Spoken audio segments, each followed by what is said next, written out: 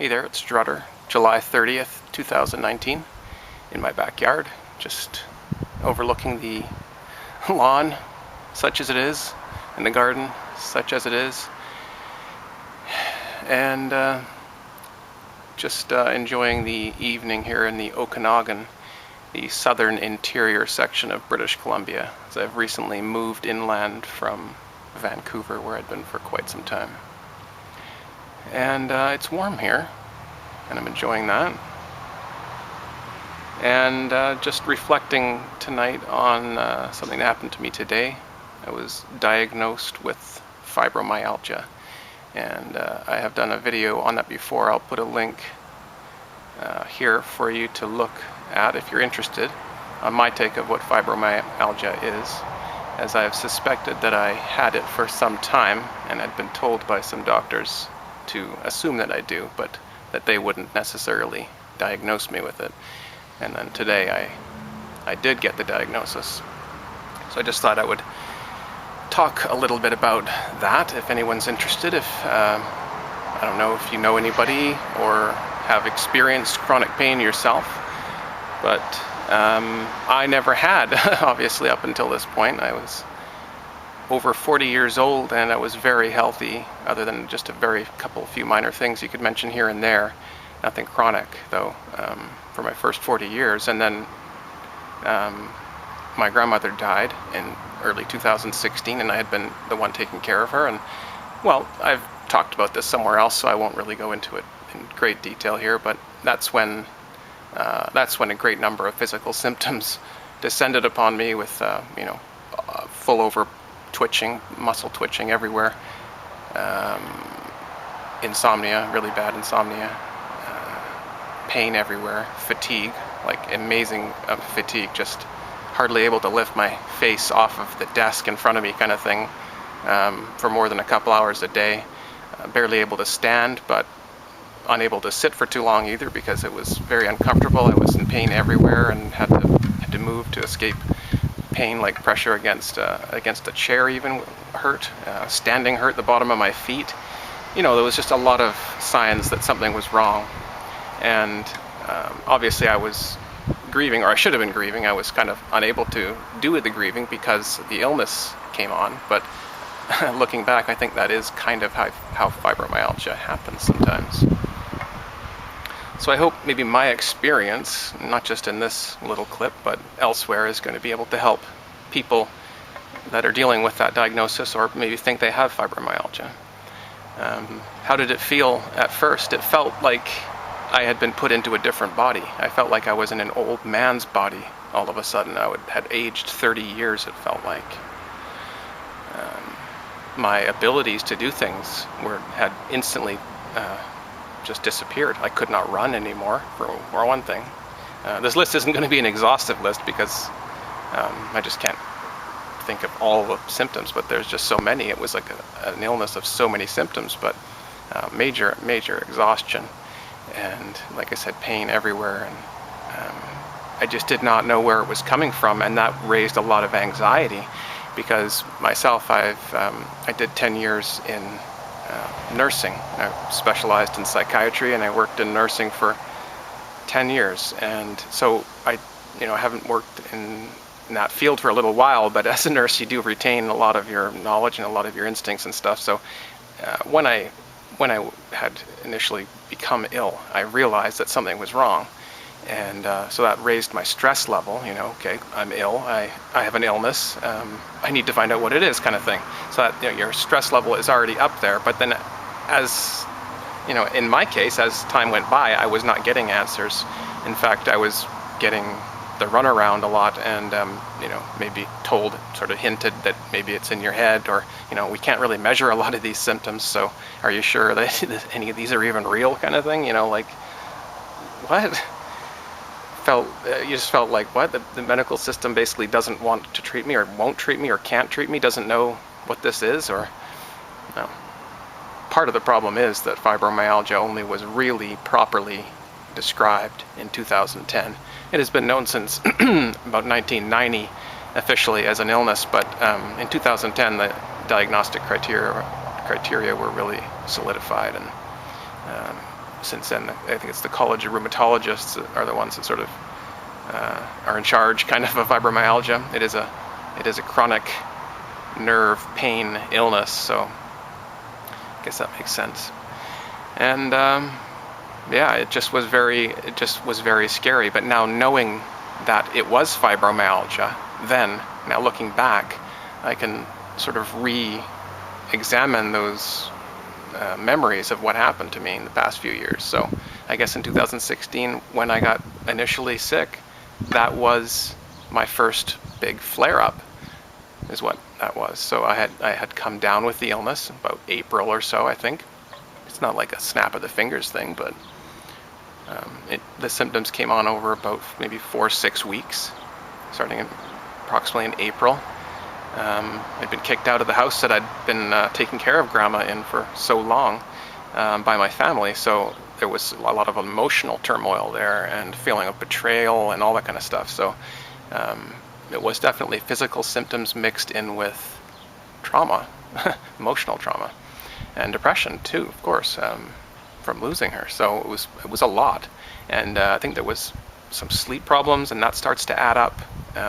Nutritional deficits, and that starts to add up if you're not eating well every day, and that, not getting your iron, not getting your B vitamins, all that kind of stuff.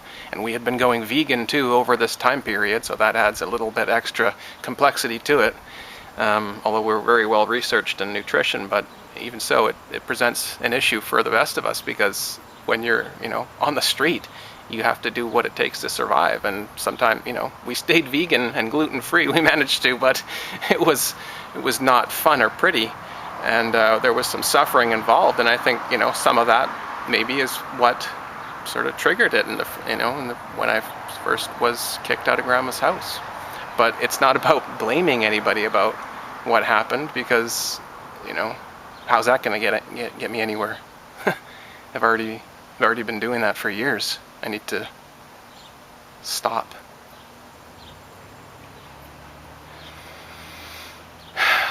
So, anyway, I went to a neurologist. Actually, he's described himself as a cool cousin of a neurologist. I can't remember exactly the field, but he's a specialist in and around neurology anyway. And they did some nerve conduction tests on me, and a full history. And he said, that's not MS, you don't have MS, and I'm 99% sure of it. So that was very, very happy for me. I guess I don't need an MRI to rule that out. Usually that's the golden test for diagnosing MS, multiple sclerosis, which is the other illness that this was assumed to be. Knowing it isn't MS is a relief, because the symptoms that I have been dealing with and the suffering that I've been through and am still going through is basically the same as an MS patient, except the difference is, in experience-wise anyway, in MS, it just gets worse and worse, especially in episodes and flare-ups over time. Generally, everyone's illness is different, but that's generally how MS works, and then you eventually don't die directly from the MS, but you die, it ruins you and kills you. So I was very worried about that, of course, and being a nurse, I'd had patients that have had MS, and I'd cared for them. And a friend of mine, Skybird from YouTube, fellow, truther and Silverbug and so forth, committed suicide a few years ago because she couldn't handle the side effects of the medications they were giving her for her MS. So I've dealt with a lot of tragedy around that illness, and it was my worst fear, to go through that and lose basically control over your whole body, your brain, your bladder, your muscles, your walking, your talking, and then eventually everything. It's, terrible, obviously. And I feel terrible for anybody that has MS or anybody that's got family members suffering. But for me, ironically, I guess, I was happy to get a fibromyalgia diagnosis. It was kind of a relative happiness because I've been dealing with suffering and pain for so long that the diagnosis is a relief. It's a relief to know what the cause of it is. Because I knew it wasn't me making it up. I have actual physical illness. There's a problem with the nerves, physically problem with the nerves. It's just one of those ones that's hard to diagnose. There's a few illnesses that don't have a lot of, at least yet, don't have a lot of easy lab tests for them.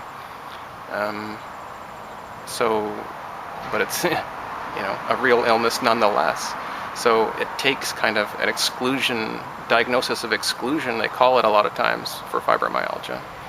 And that's why it can take 2, 3, 10 years even sometimes for some patients to get a diagnosis. And that is terrible because you don't know what these symptoms and this pain is being caused from. So that is an extra cause of anxiety. And anxiety and stress is only going to ramp up those symptoms, make your insomnia worse, make your pain worse, make your fatigue worse, which is all how fibromyalgia works. It's a bunch of vicious cycles that work together as one big giant vicious cycle that just keeps itself going for the rest of your life. But you can knock it into remission, which is what I have already found. I have knocked it into remission. And there's a few techniques that I've done with that. And one of the main techniques I used and still use is stress reduction. When I first initially thought through research that I had found my own diagnosis, which I thought was fibromyalgia, 3 years ago, summer of 2016, when I was in the height of it, in the worst suffering of it, I found, thanks to my wife medicating, fibromyalgia. And as a nurse, I had, disregarded patients with this diagnosis. Back in the early 2000s when I was doing a lot of nursing, I had patients with this illness, and I feel bad now because I bought the common belief, which was that it is sort of, not made up, but just sort of not all that real or something. I don't know, but I'm so glad that research and science has finally validated patients with fibromyalgia, and it is a diagnosis that is now routinely given. So approximately 8% of people suffer from fibromyalgia, and once you have it, it's forever. So you just basically have to manage your symptoms and try and keep it from getting worse, and keep it from revving up your symptoms, keep it from revving up your nerves and your pain. So acknowledgement of the illness is one major part of treating it. Just the patient knowing they have it. A lot of times I feel like it's silly to want to label, like, oh, I want a diagnosis for what I have or whatever. I feel it's silly, but in some cases it actually makes sense and it works, because when the patient knows, okay, I have fibromyalgia, now when I have pain coming out of the blue, horrible pain sometimes even, I don't think, wait, did I just injure myself? Do I have an injury? No, I don't have to think that anymore. I think, okay, I know what that is. Or I don't think, what is that? Do I have like MS or something? Do I have a nerve, like a degenerative nerve illness? No, I don't. I have fibromyalgia. I have muscle, it literally means muscle pain fiber illness. It's a stupid name, basically. But we're understanding it better and better, that it is a sort of a perseveration of nerve impulses, especially in the pain section of the brain and the spinal cord and the nerves that go back and forth. And so it's sort of, when people get into chronic pain, sometimes they end up with fibromyalgia because the chronic pain becomes sort of permanent. And then the insomnia develops and fatigue, and it kind of all becomes sort of this big mass of symptoms. And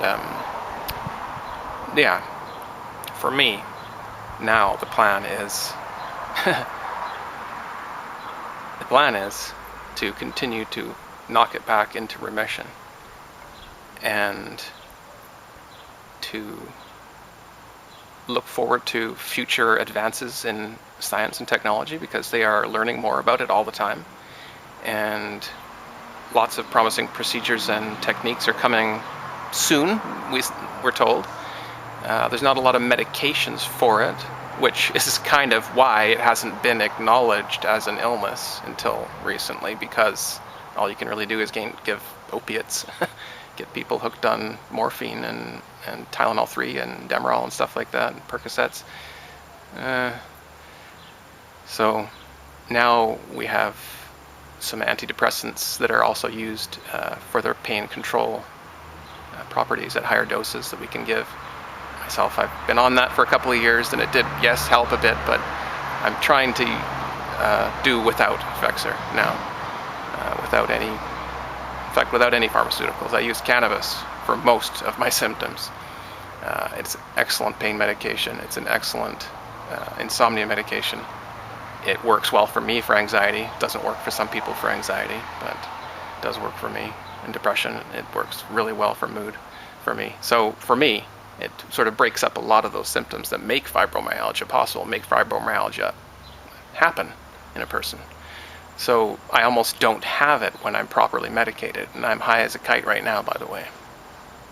And I have to be. I went to the doctor high as a kite. I told him that.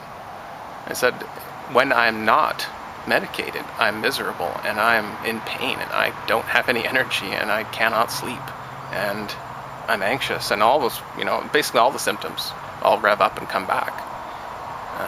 Pain being one of the worst. So I tried 3 months without cannabis when I first came down with the illness in 2016. That summer I said, okay, maybe it's that. I tried everything. I went off of everything. I was down to just fruit smoothies and a few other things, just to trying to find out if I was a food intolerances, or I was trying everything. I was desperate to help myself because I wasn't getting any help from the medical system. So that's kind of been my experience with it. I know this is a long video, but I could talk for quite some time, and I'm trying to keep it sort of concise and give you a basic understanding of the last 3 years that I've gone through. And as I was saying before, acknowledgement of the illness is such a major part, because there is a lot of research out there that shows that people with fibromyalgia, if they aren't diagnosed, or if their family members and support group, their friends, etc., don't believe them, or don't believe that fibromyalgia is a real illness, or deny the diagnosis in some way, or whatever, you get the picture. If that happens, there's a significant portion of symptoms that are exacerbated by that. And I can understand how that is, especially the anxiety side of things playing into it. Like, people are telling me I'm not sick, but I feel sick. My nerves are messed up. I'm having pain shooting through my nerves. I'm having twitches all over my body. Even when I'm calm, I'm sweating or hot or cold, or having sensations that aren't there, like tingling and numbness, and you can go on and on. The symptoms of fibromyalgia are varied and terrible, and acknowledging them is part of it. Really acknowledging the suffering, the mental suffering and the physical suffering of it, is part of it. And so, someone said, well, are you upset about that diagnosis? I said, I'm happy about that diagnosis. 4 years ago, if you had said you're about to develop fibromyalgia, I would have been devastated, of course. In fact, when I developed it, I was devastated. A lot of people didn't understand why, of course, because they didn't think I was sick, but I knew I was sick. So yeah, I did go through a mourning period. I was devastated. I realized I'd lost my health that I had had for 40 years. It just wasn't coming back. I wasn't, it wasn't just because I was tired. I couldn't sleep it away. I couldn't exercise it away. I couldn't massage it away. I couldn't stretch it away. I upgraded my diet, and it wasn't just that. That helps, but wasn't just that. It's something else that's permanent. And when you're told, okay, it's fibromyalgia, sure, maybe in some situations that would be a terrible thing to hear, but I had a tear of joy. I said thank you to him, and I could tell that that's actually happened before. People have thanked him for that diagnosis, because it is a difficult illness to live with. It lowers your quality of life, and you have to acknowledge that. I've got less quality of life now. Everything takes more energy now. Everything takes more food. Everything takes more consideration. Everything takes more time. Everything takes more brain power. Everything takes more rest. Everything is riskier. I'm not able to defend myself if I ever got into a fight. I cannot run anymore, so I feel kind of like an old man in a way. People look at me and say, "You look great." It's like, thank you. I know what you're trying to say, and thank you for that. But sometimes you just don't feel great, and if you haven't felt great for 3.5 years, and then someone finally tells you, "Well, there's a reason for that. It's because blank." Okay, well, it's not multiple sclerosis. I don't have a degenerative nerve condition, which it very well could have been. So today I'm breathing a sigh of relief. Literally, I feel like a weight's lifted off my shoulders. And if you think that you have MS or fibromyalgia or one of the illnesses that all similar batch of symptoms, do yourself a favor and do whatever it takes to lower your stress level. That's my number one advice for you. Because no matter what is wrong with you, and I think there probably is something wrong with you if you feel there is, but whatever it is that's wrong with you is going to get better when you aren't so stressed, because you're probably stressed out. And that's natural. But stress makes everything worse. Fibromyalgia, MS, any kind of chronic pain, and anything that's like it, even bacterial illnesses and infections, are worse if your body is under chronic stress. So get out of that stress cycle. Well, no matter what you have to do it, get out of that. And remind yourself that it's not the end. You're going to be able to get out of this, and you're going to be able to figure out what it is. But that anxiety that you feel because you know something's wrong is real, and that is going to hurt you. It's natural and it's real, but it is going to hurt you. So you have to try and get out of that stress cycle. Remind yourself, I'm going to figure out what this is. I'm going to reach my maximum health again. And just believe in yourself, because you can do that. It's a cliche, but you can pull yourself out of that stress cycle, and that can make all of your symptoms better.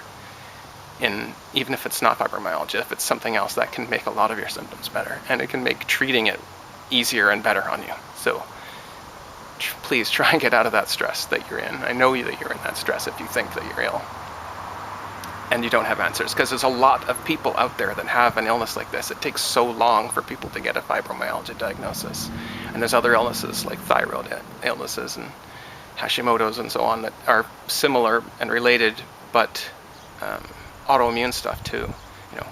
Really, really hard to get diagnosis a lot of the time.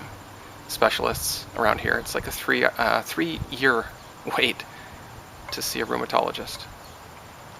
So I'm feeling very blessed about my diagnosis, even though, yes, that's a terrible thing to happen to anybody, to develop fibromyalgia, because it is permanent. It's as far as we know right now, anyway. So I have hope for the future.